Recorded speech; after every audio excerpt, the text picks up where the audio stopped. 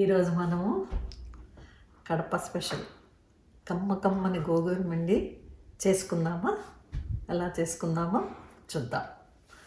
దానికి కావాల్సిన పదార్థాలు: ఒక కట్ట గోంగూర, 1.5 కప్పు శనక్కాయ పప్పులు, ఒక రెబ్బ కరివేపాకు, ఒక 2-3 రెబ్బలు కొత్తిమీర, సాల్ట్, ఉల్లిపాయ, పచ్చిమిరపకాయలు, ధనియాలు, కొంచెం పసుపు.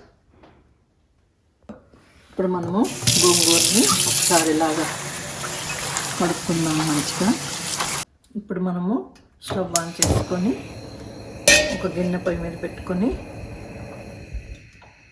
ఈ కడిగిన గోంగూర అంతా కూడా దీంట్లో వేసుకుందాము. దీంట్లో వేసుకొని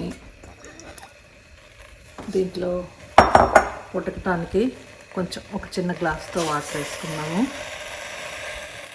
దాంట్లో పచ్చిమిరపకాయలు ఇలాగా నలుపుతాను, ఎందుకంటే చెట్లకుండా ఉంటాయి.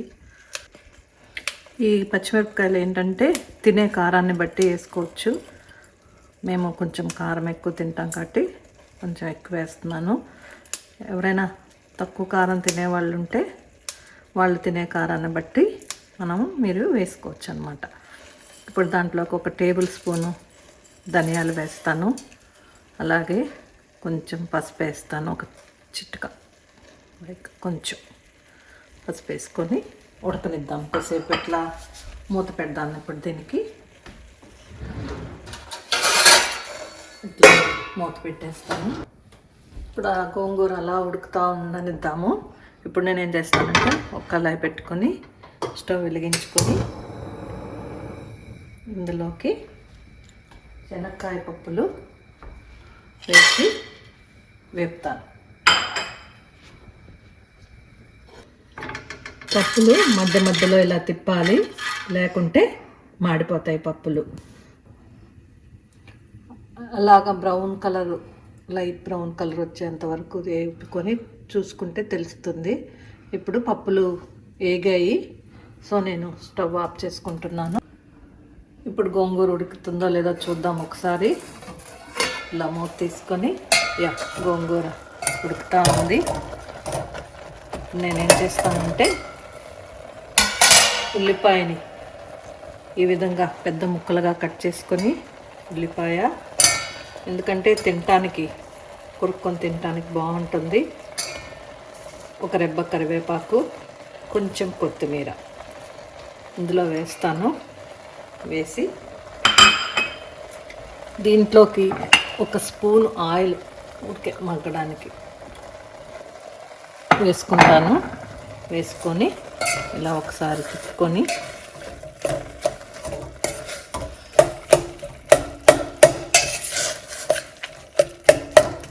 మళ్ళీ కొద్దిసేపు మూత పెడతాను. ఉల్లిపాయలు అన్నీ మగ్గుతాయి. ఇప్పుడు ఒకసారి చూద్దాము గోంగూరలో నీళ్ళు ఉన్నాయా లేదా, ఉడుకుతుందా లేదా అని. కొంచెం నీళ్ళు తక్కువైనట్టున్నాయి. కొంచెం ఇలా పోసుకొని మళ్ళీ మూత పెట్టేద్దాము. మూత పెట్టి ఒక 5 నిమిషాలు ఉడకనిద్దాము. గోంగూర ఉడికిందో లేదో చూద్దాము.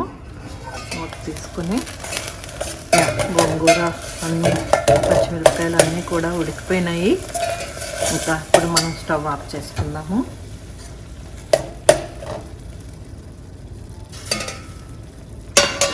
ఈ గోంగూరని చల్లారనిద్దాము. ఈలోపు నేను ఏం చేస్తానంటే ఈ పప్పులు మనం అన్నీ వేయించి పెట్టుకున్నాం కదా, అది గ్రైండర్కి వేసుకుందాము.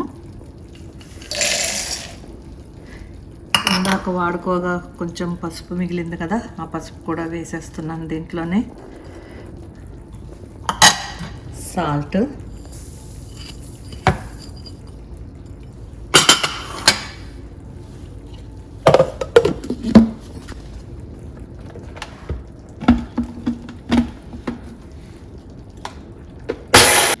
ఇలా తిప్పుకుంటూ కొంచెం పొడి అయినాక పక్కకు తీసుకున్నాము. గోంగూర ఆల్మోస్ట్ చల్లారింది. ఇప్పుడు ఈ గోంగూర దాన్ని ఈ పొడి చేసి పెట్టుకున్న శనక్కాయల పొడి దీంట్లో వేసేసుకుందాము. నేనేం చేస్తున్నానంటే నాకు ఉల్లిపాయలు అంటే బాగా ఇష్టము, అందుకని కొంచెం ఉల్లిపాయలు పక్కకు తీసి పెడుతున్నాను. మీకు కొంతమందికి ఉల్లిపాయలు ఇష్టం ఉంటుంది కాబట్టి తీసి పెట్టుకోండి, లేదంటే కూడా దీంట్లో అంతా వేసేసుకొని కలిపేసుకొని గ్రైండ్ చేసుకోవచ్చు అనమాట. టమాటా కూడా ఇప్పుడు దీంట్లో వేస్తున్నాను.